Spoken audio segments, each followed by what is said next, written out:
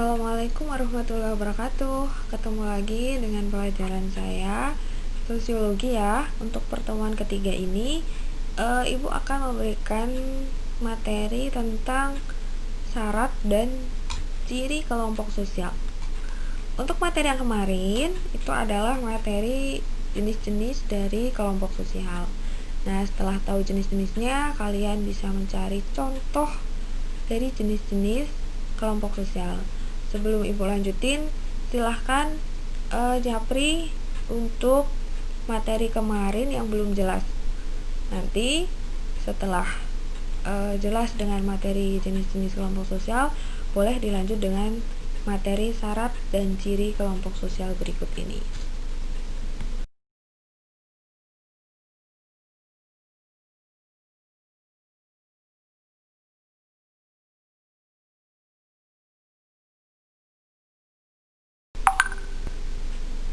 Nah, di sini ada syarat-syarat kelompok sosial menurut Surjono Sukanto.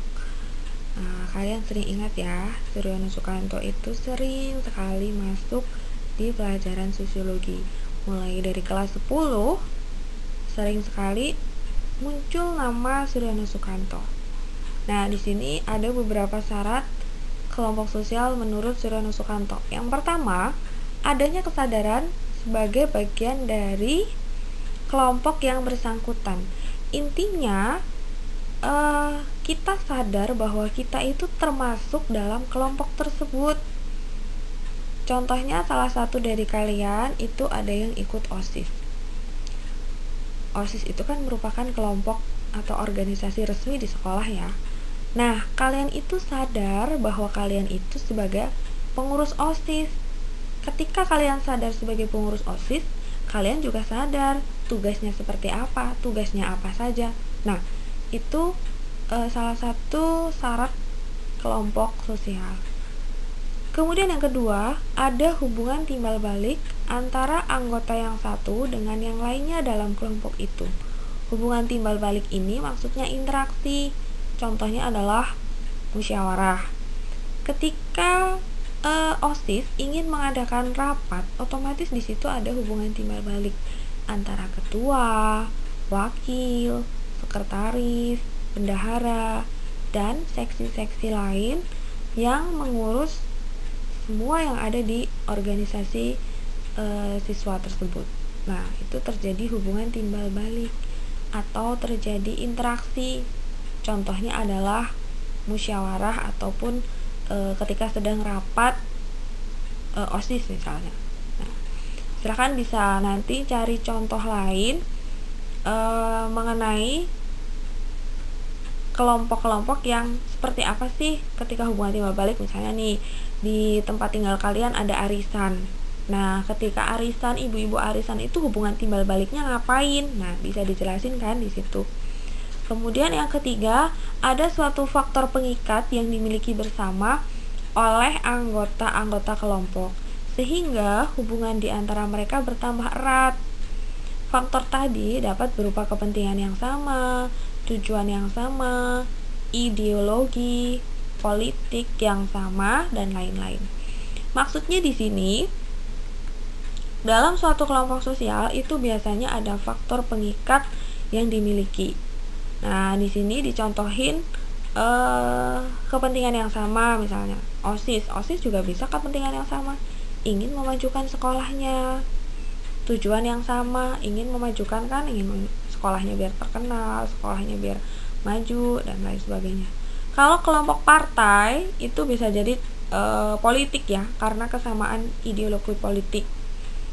Ada juga kelompok kekerabatan, kayak misalnya marga di luar Jawa itu kan kelompok kekerabatan. Nah, di situ berdasarkan hubungan darah berarti. Jadi syarat-syarat kelompok sosial itu ada 3 yang utama ya: kesadaran, hubungan timbal balik, dan faktor pengikat.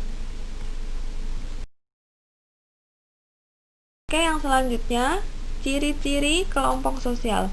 Ada 5 ciri dari kelompok sosial. Yang pertama, kelompok sosial adalah satu kesatuan yang nyata dapat dikenal dan dapat dibedakan dengan kelompok sosialnya.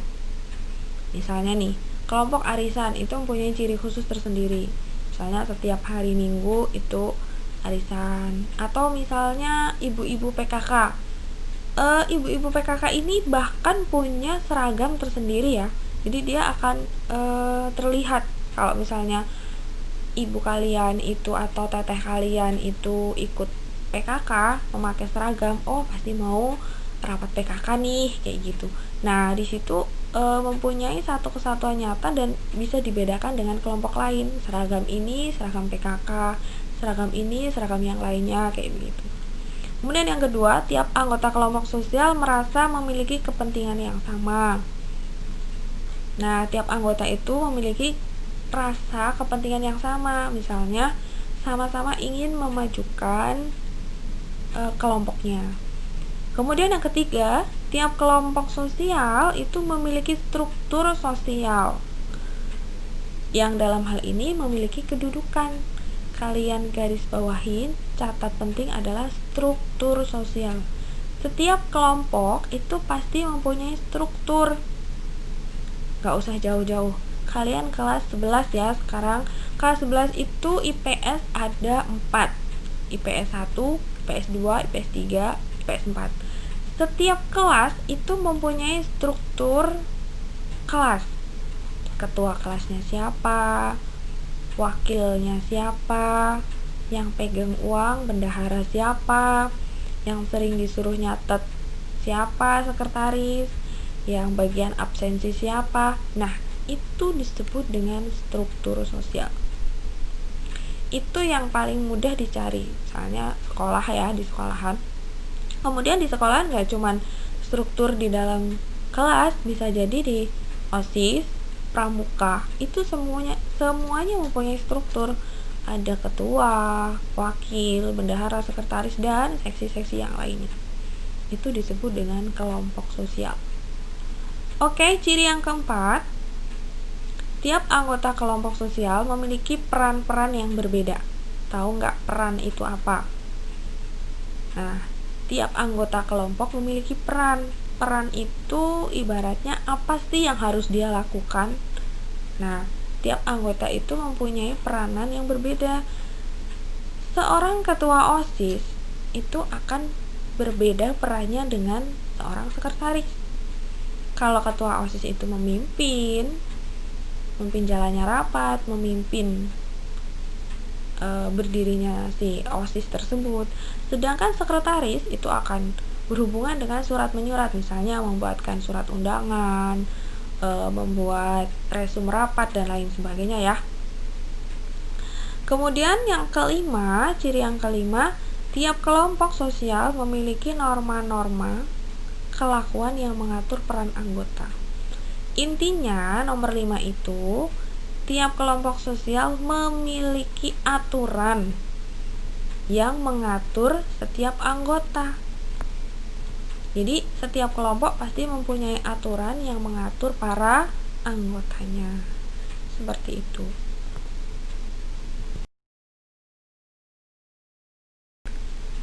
Oke, yang selanjutnya proses dan faktor pembentuk kelompok sosial. Proses pembentuk kelompok sosial. Nah, di sini ini ada gambar anak-anak apa ini? SD apa SMP ya? Seragamnya kayak SMP, tapi anaknya masih kecil-kecil kayak SD ya. Nah, proses pembentuk kelompok sosial, di mana manusia adalah makhluk sosial yang secara kodrat itu maksudnya secara alami tidak dapat hidup tanpa orang lain. Dengan kata lain, manusia tidak mampu hidup apabila tidak bersama-sama dengan orang lain. Para siswa, guru, dan pengurus sekolah merupakan bagian dari kelompok sosial yang ada di sekolah. Nah, antara siswa, guru, pengurus sekolah itu akan terjadi saling ya, mereka saling membutuhkan. Nah, disitulah proses pembentukan kelompok sosial dimulai. Mari kita lanjutkan di slide berikutnya. Itu ada beberapa faktor-faktor pembentuk kelompok sosial.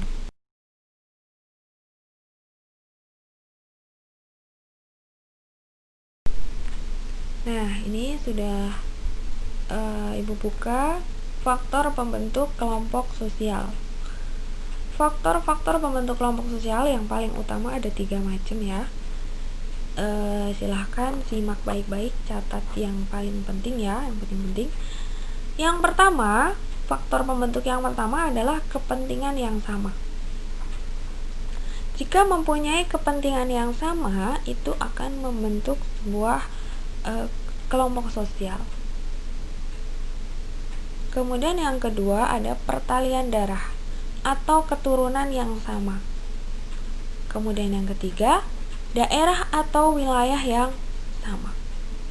Oke, kalau yang pertama, kepentingan yang sama itu contohnya politik. Politik, organisasi politik, OSIS juga bisa sih sebenarnya ya. OSIS itu kan dibentuk ya untuk memajukan otomatis sekolahnya ya. Karena ada banyak program-program OSIS yang untuk memajukan sekolahnya. Politik juga sama, kelompok-kelompok yang berbau politik itu mempunyai kepentingan yang sama. Misalnya untuk pemilihan kepala daerah, pemilihan presiden. Nah, itu mempunyai kepentingan yang sama. Mereka partai X misalnya. Nah, partai X ini kan menyokong salah satu calon presiden misalnya, atau menyokong salah satu calon kepala daerah misalnya. Jadi mereka mempunyai kepentingan yang sama. Sedangkan yang kedua, pertalian darah atau keturunan, contohnya adalah kelompok kekerabatan, marga, atau misalnya kalian punya di keluarga besar kalian itu ada arisan keluarga setiap hari lebaran. Nah, di situ termasuk kelompok sosial juga. Nah, di situ adalah disebabkan oleh pertalian darah atau keturunan yang sama. Kemudian yang terakhir itu kelompok sosial yang terbentuk berdasarkan daerah atau wilayah yang sama. Contohnya adalah pemuda Banten di Jakarta.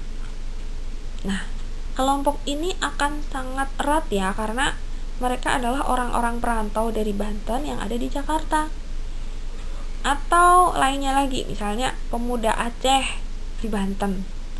Nah, orang-orang Aceh yang di Banten itu juga sangat erat mereka kekeluargaannya, karena memiliki karakter daerah yang sama asalnya. Otomatis mereka akan merasa saudara di tempat ataupun di perantauan, begitu. Di tempat lain ataupun di perantauan, seperti itu. Oke, sekian pelajaran sosiologi tentang syarat dan ciri kelompok sosial, serta sudah sampai faktor ya. Ibu sudah menyinggung faktor kelompok sosial sedikit tadi. Untuk minggu ini saya cukupkan sekian. Silahkan simak materi baik-baik, silahkan catat yang menurut kalian penting-penting.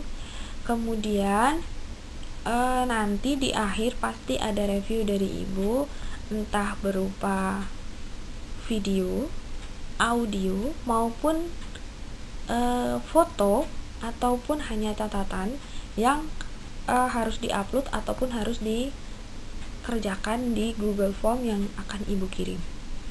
Oke, dari ibu sekian dan terima kasih. Wassalamualaikum warahmatullahi wabarakatuh.